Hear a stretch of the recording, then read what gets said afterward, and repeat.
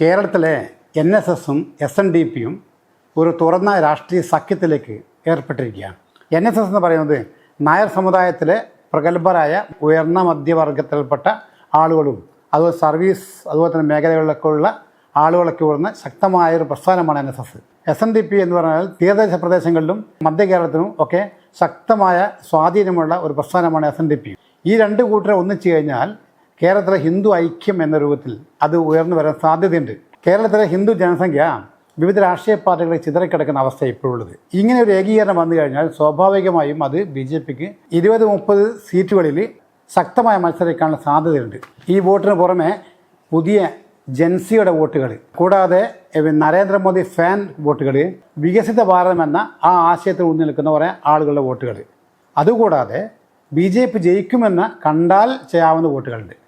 ആ വോട്ടുകൾ കിട്ടിയാൽ BJPക്ക് നല്ലൊരു ശതമാനം വോട്ടുകൾ കേരളത്തിൽ ലഭിക്കാൻ സാധ്യതയുണ്ട്. ഇങ്ങനെ സംഭവിച്ചാൽ കേരളത്തിൽ ഏറ്റവും കൂടുതൽ നഷ്ടമുണ്ടാകുന്നത് കോൺഗ്രസ് UDF ആയിരിക്കും. കാരണം NSSൻ്റെ പരമ്പരാഗതമായ വോട്ടുകളൊക്കെ കോൺഗ്രസിൻ്റെ വോട്ടുകളായിരുന്നു. അതുപോലെ തന്നെ SNDPയുടെ മിക്കവാറും വോട്ടുകളും LDFൻ്റെ വോട്ടുകളാണ്. ഇവർ ഒന്നിക്കുകയാണെങ്കിൽ സ്വാഭാവികമായിട്ടും LDFനും UDFനും ഒരേപോലെ നഷ്ടം സംഭവിക്കാൻ സാധ്യതയുണ്ട്. ഇങ്ങനെ വന്നാൽ UDFനാണ് ഏറ്റവും കൂടുതൽ തകർച്ച ഉണ്ടാവുക. LDFൻ്റെ വോട്ടുകൾക്ക് SNDPയിൽ ഉണ്ടെങ്കിൽ പോലും, ഈഴവ സമുദായത്തിൽ കൂടുതലുണ്ടെങ്കിൽ പോലും അത്ര ശക്തമായ രീതിയിൽ പാർട്ടിക്ക് സ്വാധീനമുള്ള ആളുകളായിരിക്കും മിക്കവാറും. അതുകൊണ്ട് അവരുടെ വോട്ടുകളൊന്നും SNDPയിലേക്ക് ഒരു മറിയാനുള്ള സാധ്യത വളരെ കുറവാണ്. അതുകൊണ്ട് UDFനെ പോലെ CPM അല്ലെ LDF തകർന്നു പോകാൻ സാധ്യതയില്ല. തെക്കൻ കേരളത്തിൽ NSSൻ്റെയും ക്രിസ്ത്യൻ വർഗത്തിൻ്റെയുമാണ് ഏറ്റവും കൂടുതൽ വോട്ടുകൾ കോൺഗ്രസിൻ്റെ വോട്ടുകൾ. ആ വോട്ടുകളിൽ നിന്നും NSSൻ്റെ വോട്ട് മാറിക്കഴിഞ്ഞാൽ സ്വാഭാവികമായിട്ടും കോൺഗ്രസിൻ്റെ അടിത്തറ തകരും. മലബാറിലാണെങ്കിൽ NSSും SNDPയും ഉണ്ടെങ്കിൽ പോലും അവരുടെ സാമുദായിക സ്വാധീനം അത്ര ശക്തമല്ല. മലബാറിൽ കമ്മ്യൂണിസ്റ്റ് പാർട്ടിയുടെ ശക്തി കേന്ദ്രമായതുകൊണ്ട് ആ വോട്ടുകളൊന്നും മാറിപ്പോകാൻ സാധ്യതയില്ലെങ്കിൽ പോലും അവർക്കും പിടിച്ചു നിൽക്കാൻ ബുദ്ധിമുട്ടുണ്ടാകാൻ സാധ്യതയുണ്ട്. മലബാറിൽ NSSും SNDPയും ഉണ്ടെങ്കിൽ പോലും ആ മലബാർ മേഖലയിൽ കൂടുതലും സാമുദായികമായ സ്വാധീനം ചെലുത്താൻ ഈ രണ്ട് പാർട്ടിയും കഴിഞ്ഞിട്ടില്ല.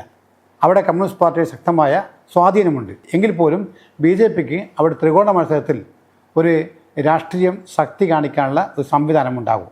NSSും SNDPയും BJPയും ഒന്നിച്ച് നീങ്ങിക്കഴിഞ്ഞാൽ സ്വാഭാവികമായിട്ടും അവർക്കൊരു 30-35 സീറ്റുകളിൽ സ്വാധീനം BJPക്ക് ലഭിക്കാൻ സാധ്യതയുണ്ട്. അതുപോലെ LDFനാണെങ്കിൽ 55-65 സീറ്റുകളിടയിലും, കോൺഗ്രസിനാണെങ്കിൽ 45-55 സീറ്റുകൾക്കിടയിലും കിട്ടാൻ സാധ്യതയാണ് കാണുന്നത്. അങ്ങനെ വന്നാൽ കേരളത്തിൽ അടുത്ത ഭരണം ഒരു തൂക്ക് മന്ത്രിസഭയായിരിക്കും.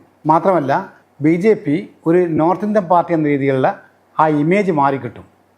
പ്രാദേശികമായി എല്ലായിടങ്ങളിലും BJPക്ക് ശക്തമായ അടിത്തറ ഉണ്ടാകാൻ സാധിക്കും.